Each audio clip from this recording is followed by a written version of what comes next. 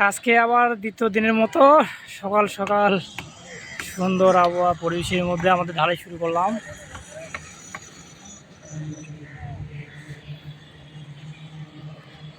ঢালাই কাজ চলতেছে।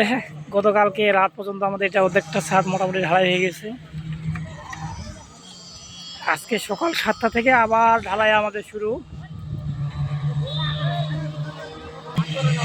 সিঁড়ি লিট দুইটা বাকি ছিল, এখান থেকে ঢালাই ওটা শুরু। ঢালাই চলতেছে।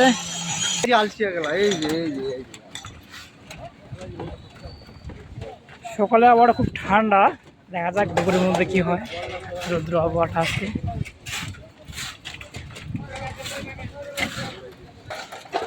কালকে রাতে মেশিনের জায়গাটা সব আমাদের ঢালাই দেওয়া হয়ে গেছে। ফিনিশিংটা রাতের দিকে তেমনটা ঠিক মতো হয়নি, যদিও